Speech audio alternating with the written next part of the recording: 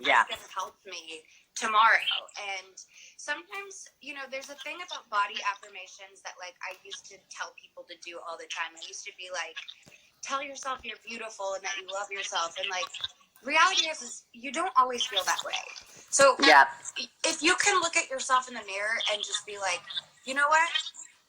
Like, because I still sometimes struggle with body dysmorphia. And when I look in the mirror, if I can just go, I'm grateful for the body that's gotten me through every day of my life, no matter what I've put it through. I'm grateful for the health and strength that I have today.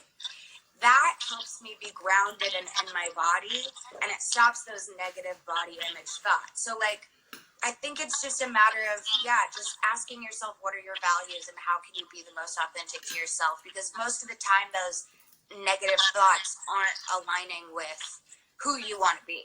And I think that it's so hard when someone gives you advice of, like, you know, look every day into the mirror and tell yourself you're beautiful, you're 3 times. It's like you can say those kind of things out loud, but you still feel that feeling in your heart and your gut where you don't believe it. And it's just not realistic, and it's actually not helpful.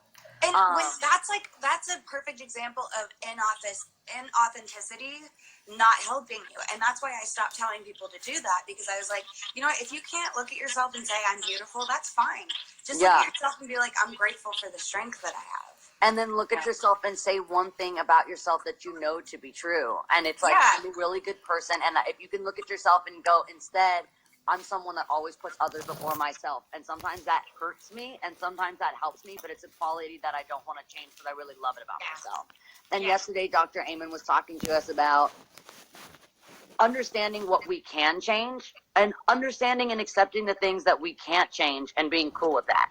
You know, there's a part of my quality of being that just, you know, my dad was this way, my mom was this way. Instinctually, I put others before myself a lot of the time, and it can hurt me a lot of the time, but it's really something that also helps me in so many ways, like doing this live series in times of trouble, or like it just works in my life so much more that I don't want to work on getting rid of it. I want to train it and contain it. Train it and contain it. You'll hear that all week.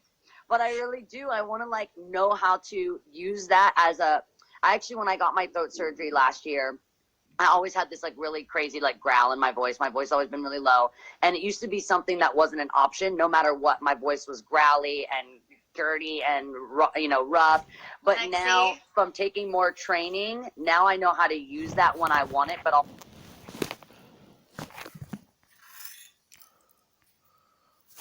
in long run, but when it's worth it, when I'm doing Zeppelin or Floyd or Metallica, I go and I grab that as a tool. If we can have things about ourselves that aren't always optimum for our best being, but they are useful at times, learning how to train them to use them when they're helpful and get rid of them when they're not anymore.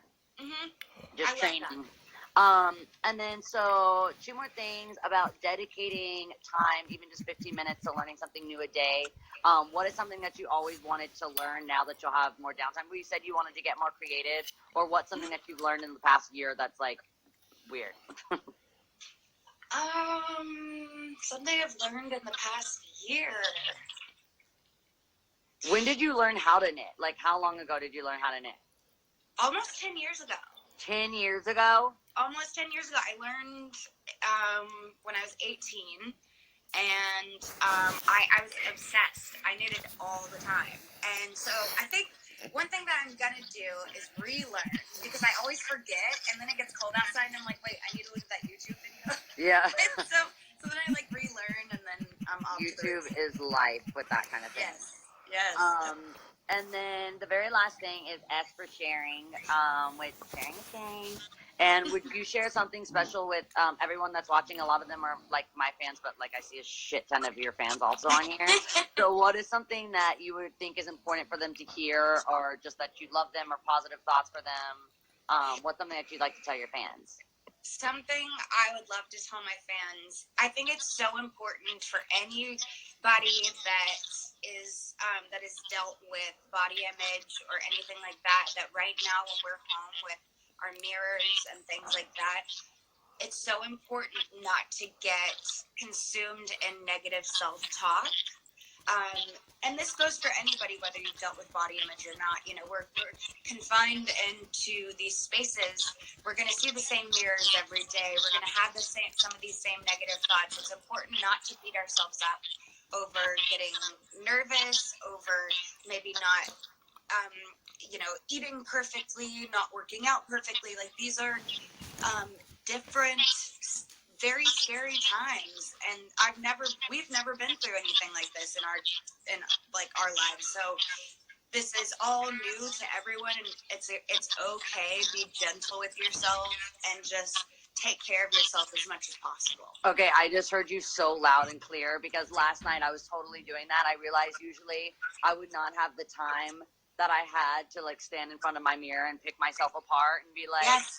okay, I did really take down those 4 pints of the ice cream, and I really did cook that frozen pizza, and I didn't go outside because it's been raining. And I just sat and looked at myself, and instead of seeing myself or my body, I saw all the choices that I wasn't happy with. So I look at my arm and I'm like, I see that I didn't do my, push-ups today, or I just looked at myself and saw all the things that I didn't do or the mistakes that I made, instead of looking at myself and saying like, hey, like, I'm the person that started a series that in dark times want to bring light to people. I'm the person that practiced guitar today, which I really want to get better at. So by tour, I'm like shredding on the guitar. I did all these amazing things today.